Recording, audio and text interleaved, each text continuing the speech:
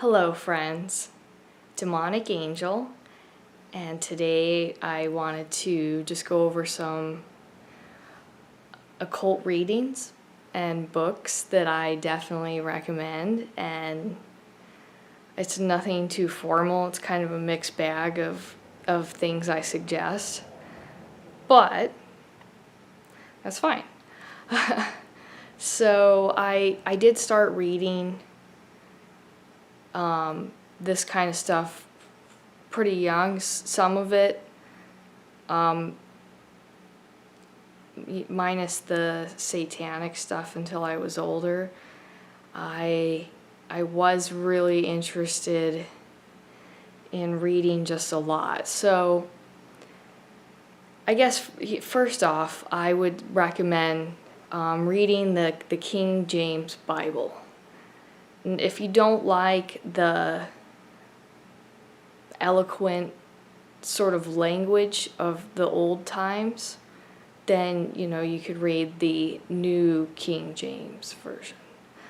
But the idea is that since so much of this is based off of like Western occultism, it really is influenced by the Abrahamic religions.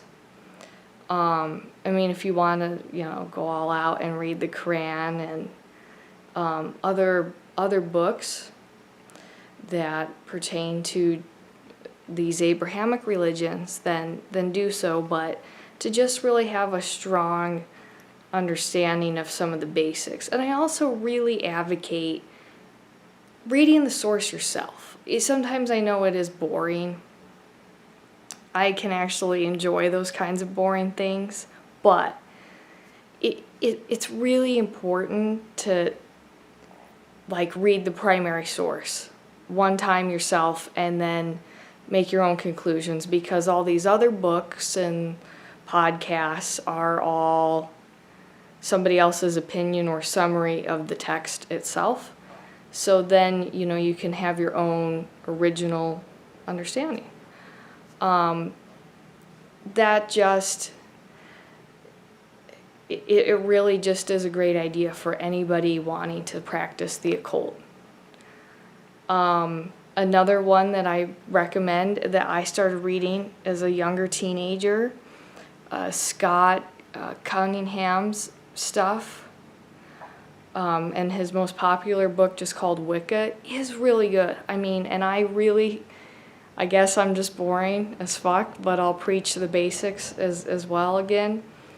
Start with the light, start with the basics, this understanding, and that is a really great book for setting you up to understand the basics of what the idea of magic is. And it's this cutesy little stuff of healing, but it's really important to not overlook the light and protection, understanding these basic occult principles. That I mean, and really any of his stuff is pretty easy to read. It's not boring. It's really good.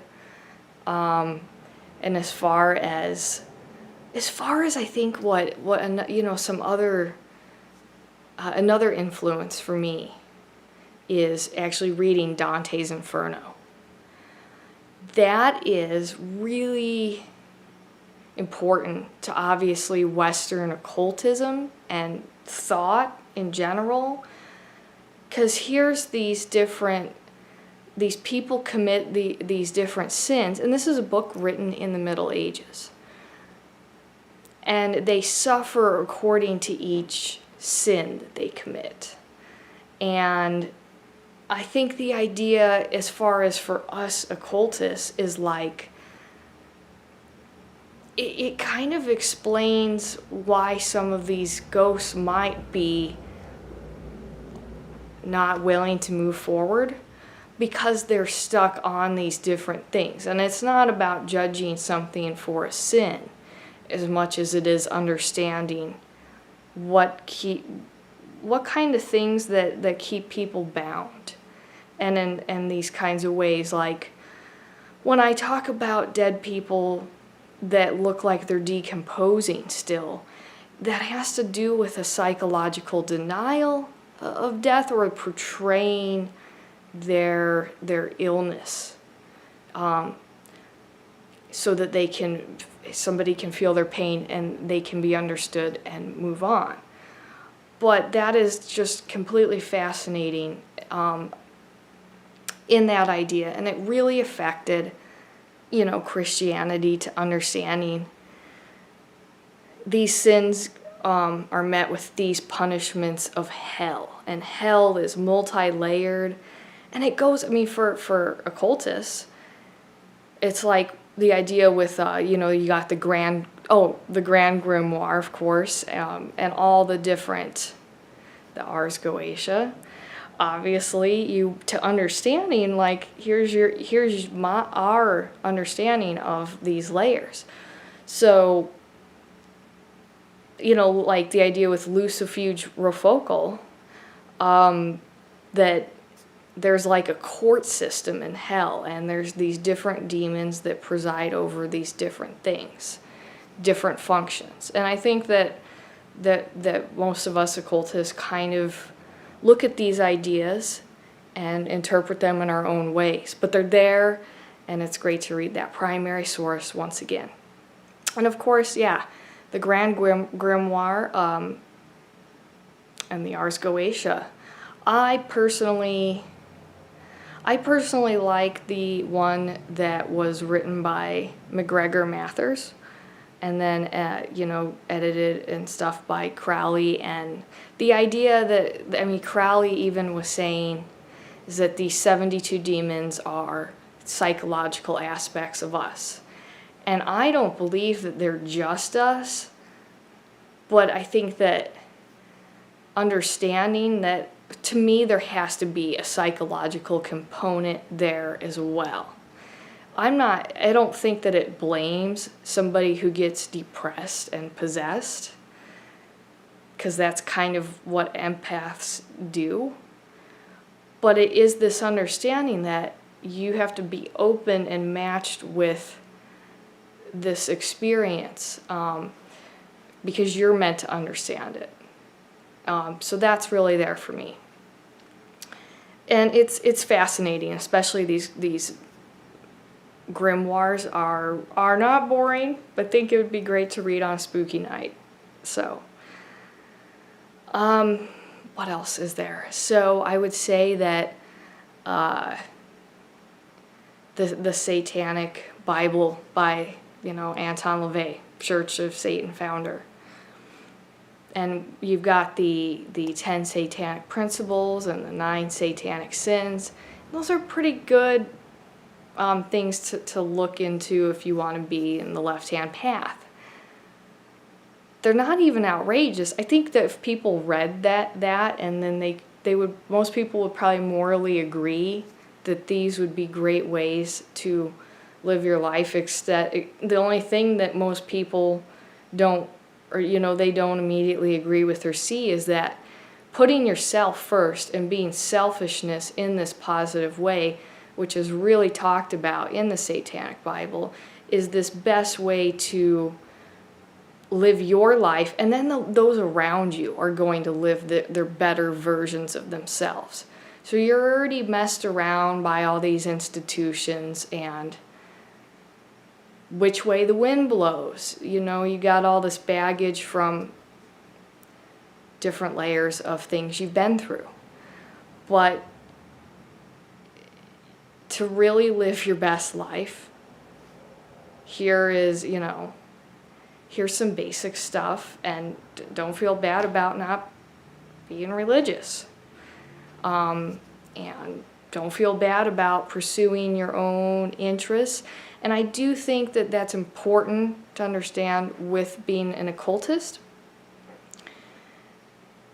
It's important to drop fear when you're working with magic, ritual, and stuff. We would not recommend doing these kinds of activities with a mindset of fear, because that can attract these astral types of vampires. So there's that. That's my like sort of side speech, I guess. But yeah, the Satanic Bible. You can read the Bible and the Satanic Bible and make your own conclusions. I think another middle age guy is Agrippa,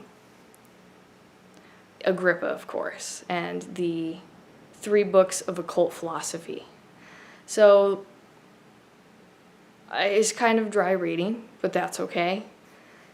It talks about that if witchcraft is going to be pursued and persecuted, then so should science and math and all this other shit, because it's all damned then. If people who are into astrology, anything that I just kind of mentioned, then it's all wrong. And how can we be persecuting people for this when it is this form of self-enlightenment, and that's going to lead to other study or understandings in science. So that is the Occult Philosophy, and it is a absolutely great read for your basic occult bookshelf. And it's fascinating to understand that this was going on when people were being burned at the stake for witchcraft. So it's really miraculous that we even got that from this man. And he was a knight, by the way, which is really cool. So we've got an actual knight, and of course he had access to libraries, so he was well read, and he was able to bring this to us and everything like that. Any of these other side classics, Machiavelli talks about, we all know about his famous work, The Prince, and his ideas about ruling people. And people get really mad that he thinks all these sort of, it seems antisocial in what he's saying, but at another glance, it's like, this is really still reflective today about how governments and groups of people behave, group mentality. He pretty much nails that. And he one of his things that he was saying is, in another writing, when I sit alone at night and I read for myself, it's like I'm experiencing exactly what this person who wrote it did, and it is like being in contact with a ghost in a way, because you can follow their intellectual footsteps. And that really stuck out. That was something that I've remembered for a long time. I read that long time ago, and that really has been something there for me as well. Other things that I recommend would be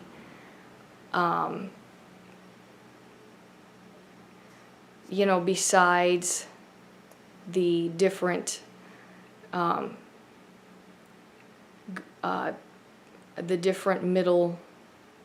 middle-aged types of texts are Peter Carroll for chaos magic. So like a contemporary understanding of those things, along with, like I say, Scott Cunningham, S. Conley, and Michael Ford, the Luciferian. They write some really good, more relatable things about the Goetia, speaking of. And so those are really good guides about, like, understanding the planets associated with each goetic spirit, and the time of day or night, and the astrological association there. That's really good. So, and chaos, that kind of brings us to chaos magic, which is just using belief as a tool to influence yourself, and understanding that I could pull something from Christianity, Buddhism, Satanism and make my own system, because I'm making the rules of my own perception. And I'm going to keep what makes sense to me, and I'm going to get rid of what doesn't. And that is essentially chaos magic. And I think the last reading I'll mention, because I was just obviously doing sort of this informal list, is the Tibetan Book of the Dead. And it does go along with Dante a little bit, but this Buddhist understanding. And it is the basically instructions for the dead. And it does, so if you're interested in astral projection, or like why the sort of Buddhist ideas, it really is talking about, they call this first layer of death Avicii, waveless motion. So it's like the dead don't move forward because they're stuck in whatever emotional baggage or projection or energy. And then there's different things that they can do to eventually move on, as we can understand, to the light, and then get reincarnated, taking that understanding. But honestly, that is one of my absolute favorites in a basic understanding, because it really describes, like, if you died and you had one book to read, like, that would probably be it, because it's kind of meant for the dead. So it's really neat to read it while we're alive. And my hero at the end here, and then I promise I'm done, Carl Jung, okay? And I'm going to make videos about Jung and then his whole contributions to psychology, and also his interest in the occultism and the paranormal, which many people don't know about. And I understand why, because if they knew he thought these things, he might have been discredited. But Man and His Symbols, which is like his last, I believe it's his last work that he did after he had a heart attack.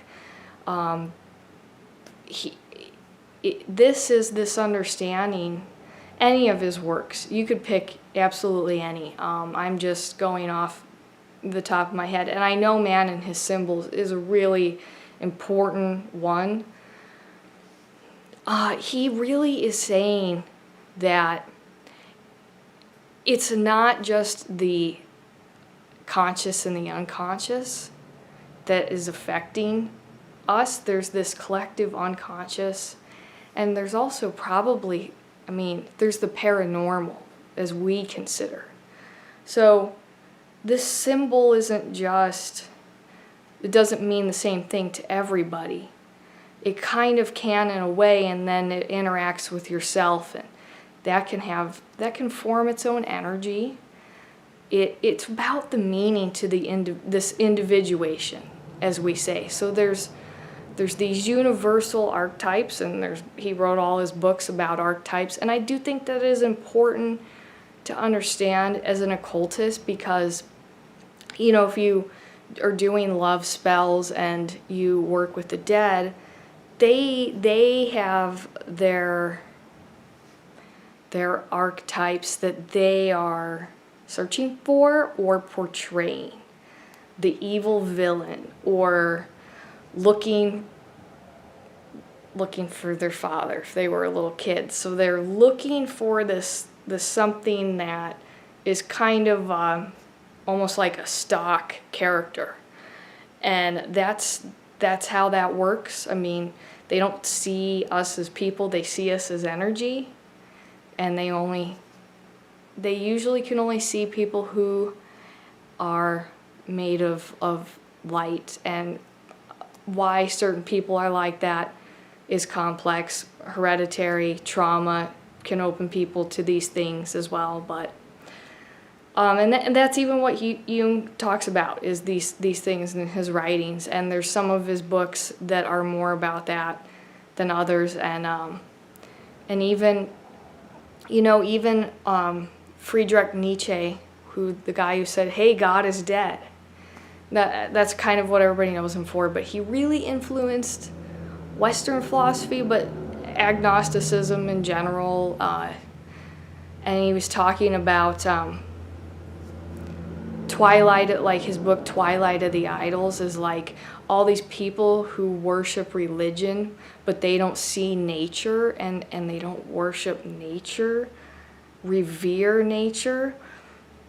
That is where they're destroying God. That is why God doesn't exist anymore, because we as people are destroying, our nature, which is our mother and our father. So those absolutely fascinating as well. Sorry, I just keep throwing in my ones that come to mind, but I do think that could really give you a basic understanding. And for me, I really like to look at these original sources, especially as Western occultism was coming to be. Aleister Crowley's stuff is really good as well. The Book of Lies, the Book of the Law, and it's about Thelema. But I mean, Crowley really borrows all these ideas that were already there, and he just puts them into his own drug-induced spin, and that's great. It is boring, but I think it's another one that it's like, hey, you should have this in your kitchen pantry occult bookshelf. So I think that would be a great understanding. Now, as far as what I read in general, I read Dean Koontz, Agatha Christie. I've read all her stuff. There's like 90 of them. Stephen King, if I'm in the mood for that. Douglas Preston and Lincoln Child, they write a lot of really neat techno thrillers and adventure. I love their series about Pendergast, and he's this really eccentric, and he's also an occultist as well, so that's kind of cool. Raymond Chandler, some guy, sort of right after the Great Depression reading, bringing some mysteries to more of this contemporary understanding. The Gears, they're a married couple, and they write some books about paganism and stuff, and they imagine what it would be like to be in each different tribe, and it's really neat. I mean, it's good reading if you like to imagine what that would be like. I like to read the J.R.R. Tolkien Rings books, the 4 of them. Every few years I'll reread those as well, and I probably don't remember the last time I haven't read, so this is why this is such an exciting video for me, because I do love to read. Most of my understanding is emotional and snap. I don't understand the exact whys of being a psychic empath. But this other side of me is I can read a lot of information and remember it all in a very short amount of time. And I love to read. I usually don't read that much fiction. I'm not sure why. So they have, I guess I'll do another video on this as well, but I have been diagnosed when I was younger as having Asperger's syndrome. So I kind of can be sort of extreme in the way I am, where I would just say that sometimes throughout my life I've forgotten to take some basic care of myself, in a sense of like self-care and eating right, and when I would get overwhelmed by these emotional responses, that would be easy for me to do.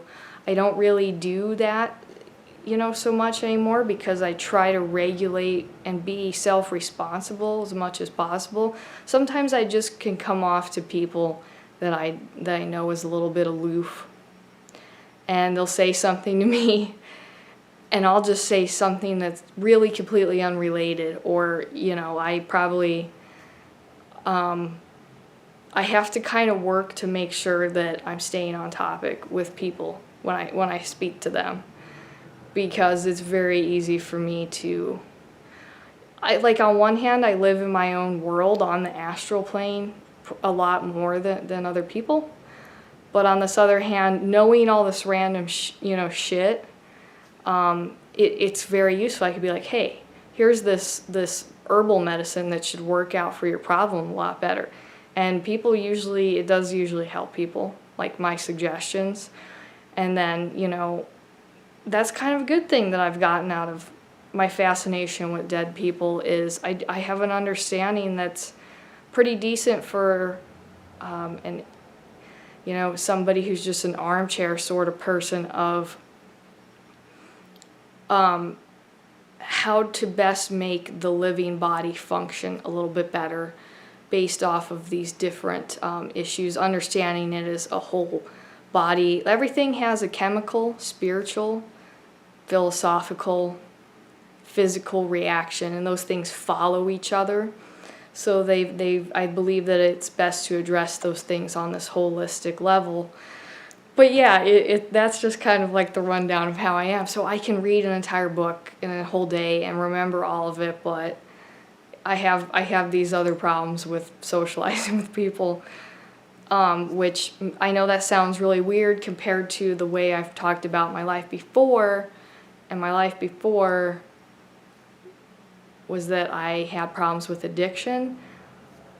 But that really, to me, goes with that whole feeling like I'm not good enough socially thing as well.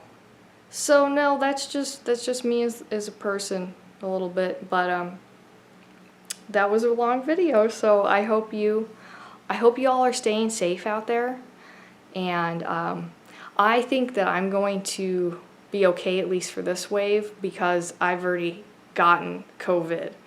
And I had a fever for about a day, and that was it. And I know it was because another person who lives with me, they got tested positive for that like 2 weeks ago, a little bit over 2 weeks ago. And they ended up having this cough, but they have asthma, so they've made it worse for them. And then I just was able to get over this pretty easily for now. So I'm just really thankful for that, and taking this time to be more grateful for, everything. Take another look at things, not take them for granted. All right, I will see you guys in the next video. I'll probably just do another tarot